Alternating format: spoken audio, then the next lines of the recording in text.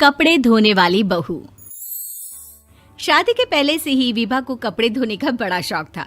कभी नल के नीचे तो कभी तालाब के पास। अरे मेरी नीली वाली लुंगी नहीं दिख रही है। विभा की अम्मा, कहाँ रखी है लुंगी? अरे वो तो विभा ने परसों ही धोकर रखी थी आपकी अलमारी में, देखो वहीं होगी। वो ना मैंने आज धो दी, मुझे लगा कि गंदी हो गई होगी। अरे कैसे गंदी हो गई थी? उसे तो मैंने पहना भी नहीं। हे भगवान, इस लड़की के कपड़े धोने की आदत से परेशान हो गया हूँ मैं। जितना तो घर में राशन नहीं आता, उससे कहीं ज्यादा डिटर्जेंट पाउडर का खर्चा है। इसकी शादी करवा दो, शादी जाए अपने घर में ही करे काम, फिर चाहे घर के कपड़े धोने हो या पूरे गांव के। हाँ ठीक बोल रही हूँ, देखता हूँ मैं कोई लड़का। वो दिन भी आ जाता है जब विभा को देखने लड़के वाले आ जाते हैं। लड़की मुझे अच्छी लगी। होने वाली सास कहती है, बेटी अगर कुछ पूछना है तो पूछ लो। वैसे तो हमारी लड़की बहुत ही शर्मीली है, जो बोल दो वो मान लेती है, इसे क्या पूछना होगा। अरे कैसी बात कर रही हो माँ, मुझे इन लोगों के घर रहना है, सवाल तो कई है। हाँ हाँ बेटा, पूछ लो ना, क्या पूछना है। आप लोगों के घर कपड़े कौन धोता है? सास का मुंह बन जाता है। देखो, अगर तुम ये कहना चाहती हो कि तुम्हें कपड़े धोने नहीं आते तो सुन लो, कपड़े मैं ही धोती हूँ, लेकिन तुम्हारे आ जाने के बाद मैं रुमाल तक नहीं धोऊंगी। अरे चुप रहना भाग्यवान, बहू बेचारी घर आई नहीं, उसे डराना शुरू कर दिया। वो क्या है ना बिटिया, अभी तक तो ये कल्लू की माँ ही धोती थी, लेकिन अब तुम्हारे पापा तो दहेज में वॉशिंग मशीन देंगे ही। तभी विभा की माँ बोल पड़ती है, सवाल भी पूछा तो क्या। वैसे भाई साहब, मशीन की तो फिर भी कपड़े धोने की कैपेसिटी होती है। मतलब जो बिटिया दे रहे हैं ना विभा, इसे कपड़े धोने का बहुत शौक है। ये आप लोगों के क्या, आस पड़ोस गांव मोहल्ले सबके कपड़े धो दे और उफ तक ना करे। बाहर देखा नहीं आपने कितने कपड़े सूख रहे हैं? सब हमारी बिटिया ने ही तो धोए हैं। बस भी करो ना माँ, शर्म आ रही इतनी तारीफ सुनकर। और तो और एक दाग निकाल कर दिखाओ तो मान जाऊं। हाँ अच्छा, माफ करना बेटा, मैंने गलत समझा।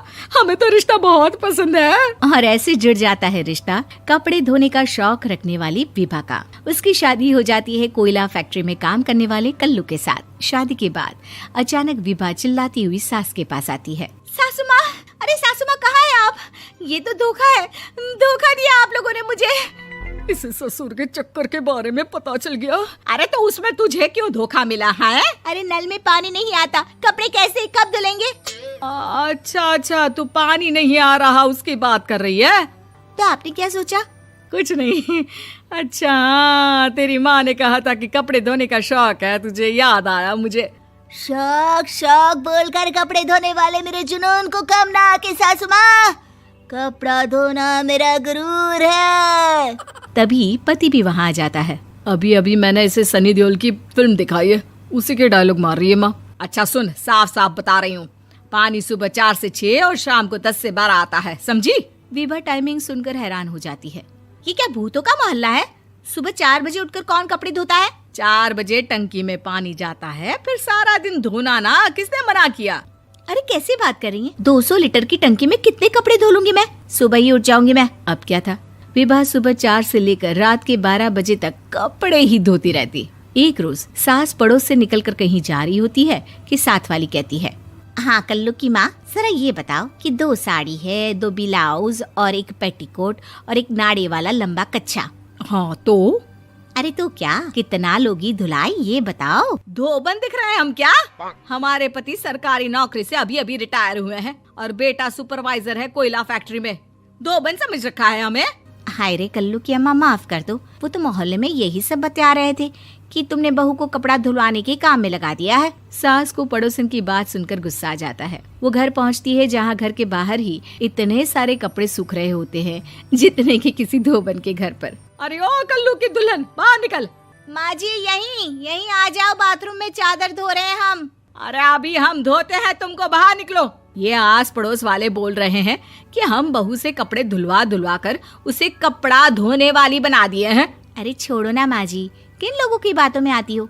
आस पास के लोगों का तो काम ही होता है कि वो किसी तरह सास बहू को लड़ा दे। बहू सारे घर के कपड़े धोती है, ये क्या कम है? बोलिए। सास को भी लग जाता है कि वो बहू का ये सनकीपन नहीं छुड़वा सकती, इससे अच्छा है कि खुद ही चुप हो जाए। एक रोज सास और बहू मंदिर जाते हैं, जहाँ सास की साड़ी वहाँ खड़ी भीख मांगने वाली से मिलती है। माँ जी क्या बात है, आपकी साड़ी उस भिखारन से कितनी मिल रही है ना? हाँ हाँ देखो तो, दोनों की साड़ी मिल रही है। क्या बात है कल्लू की अम्मा, तुम खुद को तो अफसर की बीवी बताती हो और ऐसी सिंपल सी प्लेन साड़ी पहनकर घूमती हो। सिंपल और प्लेन नहीं है ये साड़ी। तो क्या सोने के धागे से फूल बने हैं? कुछ भी सासू माँ, कुछ भी।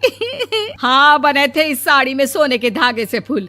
मेरे पति लेकर आए थे मद्रास से स्पेशली मेरे लिए 10,000 की। ताहे भाई साहब इस भिखारन के लिए भी सेम टू सेम साड़ी लेकर आए होंगे 10,000 की। सास उस वक्त तो कुछ नहीं कहती, लेकिन बहू के साथ घर आती है और अलमारी से एल्बम निकाल कर लाती है। ये साड़ी देख रही है, ये वही साड़ी है जिसे मैंने अभी पहना था। इस साड़ी में ये जो चमकदार फूल दिख रहे हैं ना, ये सोने के धागों से काढ़े गए हैं। लेकिन तू लोकल वॉशिंग मशीन ब्रश से घिस घिस कर सारे फूलों को निकाल कर साड़ी प्लेन कर दी। मुझे माफ कर दीजिए सासू माँ। और तो और, जब मैंने तुझे तेरी गलती के लिए कुछ नहीं कहा, लेकिन तूने तो सबके सामने मेरा मजाक ही बना दिया। क्यों? बहू को समझ में आ जाता है कि अब से उसका कपड़े धोना बंद।